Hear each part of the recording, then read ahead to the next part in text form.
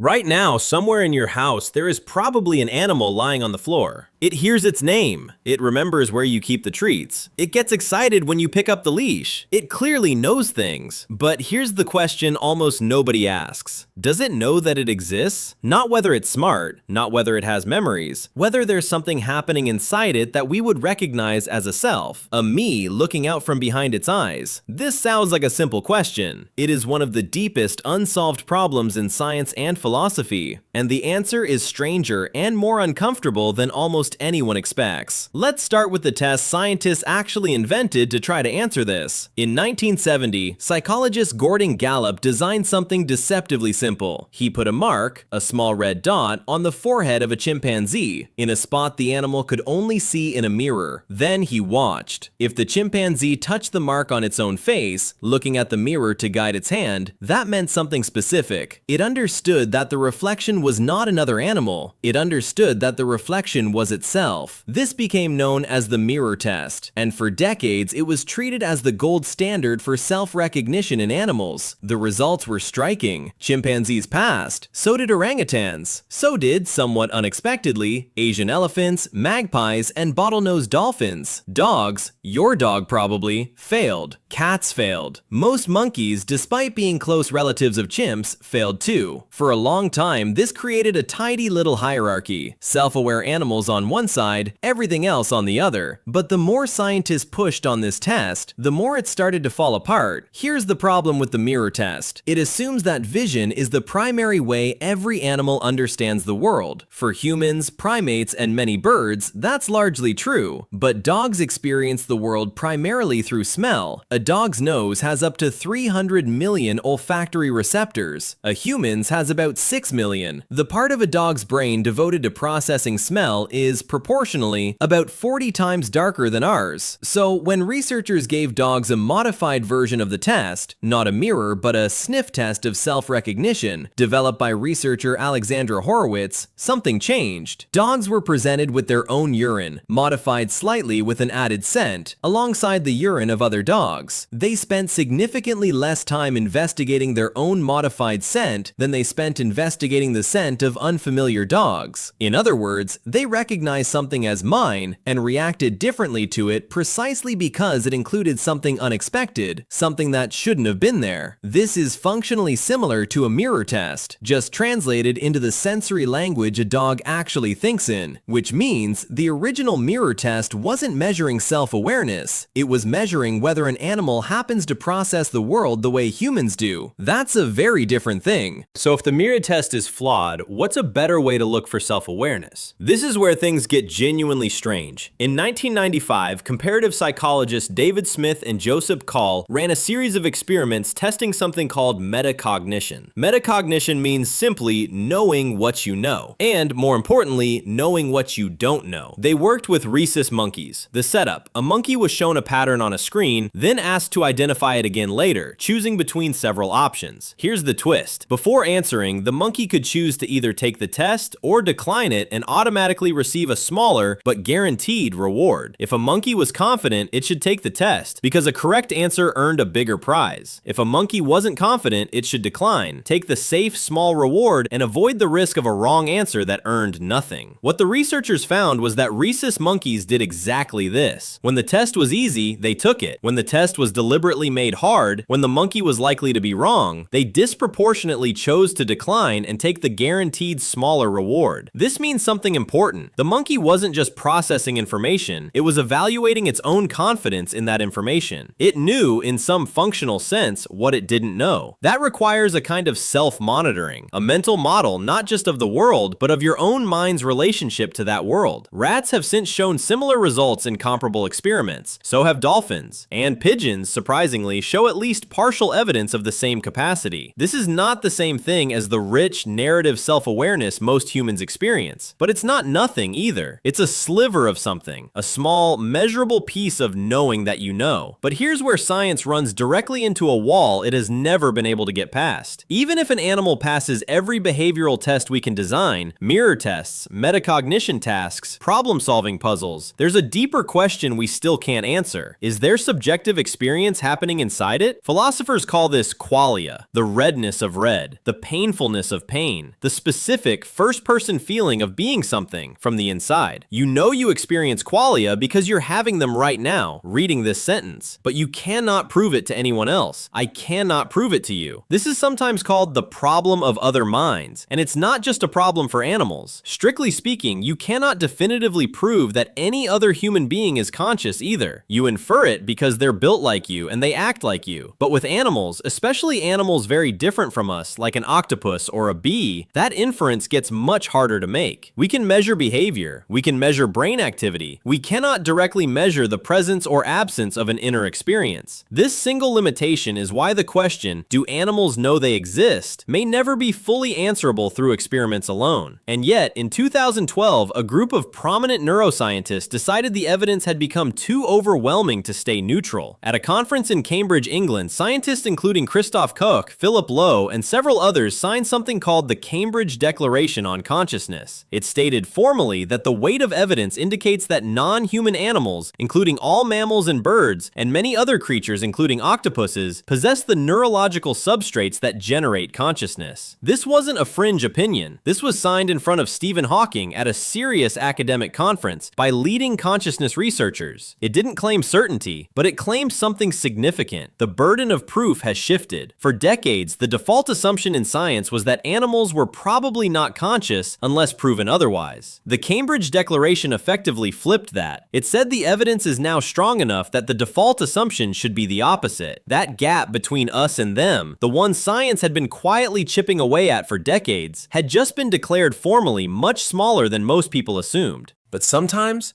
the most convincing evidence doesn't come from a laboratory at all. In 2018, a killer whale named Tahlequah, part of a well-studied orca population off the coast of Washington state, gave birth to a calf. The calf died within half an hour. What happened next was documented by researchers and made international news. Tahlequah did not let the body sink. She pushed it to the surface again and again, carrying it on her head or in her mouth for 17 days. Over 1,000 miles of open ocean. She would dive, retrieve the calf's body when it slipped away, and surface again. Other whales in her pod took turns helping her carry the calf when she grew exhausted. This is not standard orca behavior. Most marine mammal mothers release a dead calf within hours, sometimes a day or two at most. 17 days, sustained across enormous distances, supported by other members of the group, is something researchers had never documented at this scale before. Marine biologists who study this population were careful with their language, but several used a word that researchers usually avoid: grief.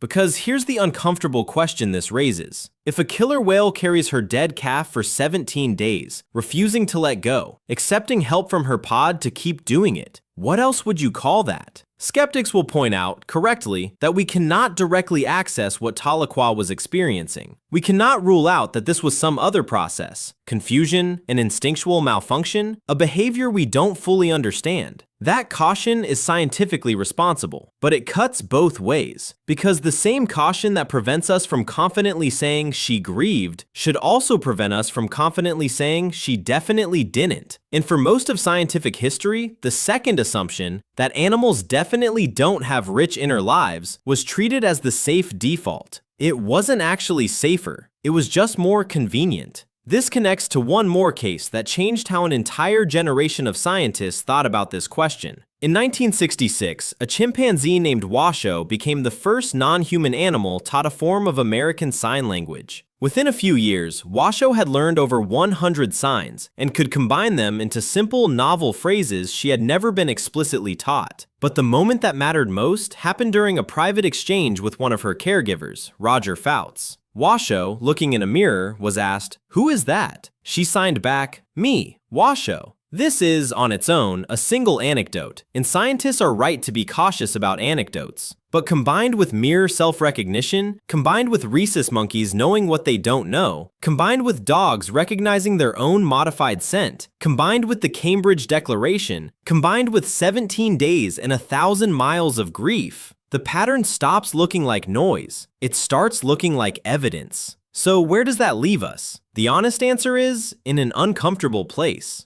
We cannot prove with total scientific certainty that any animal experiences a rich, narrative sense of self the way you do right now. But we also cannot prove they don't. In every test we've designed to find the line between things that know they exist and things that don't keeps producing the same result. The line moves. Every time we look closer, more animals end up on the side we used to reserve for ourselves. This isn't just a philosophical curiosity. It has weight. Because if there's even a reasonable chance that the animal in the lab, on the farm, in the ocean, has something like an inner life, something like a self that experiences confusion, fear, attachment, and loss, then the way we've been treating animals for most of human history deserves a second look. Not because we suddenly discovered proof, because we can no longer honestly claim we have proof of the opposite. The dog on your floor right now might not know it exists in the way you do. Or it might. We genuinely don't know. But the safest, most honest position science can currently offer isn't they definitely don't. It's we're not sure, and the uncertainty is closing, not widening. And that single sentence might be one of the most important, unresolved questions of our time.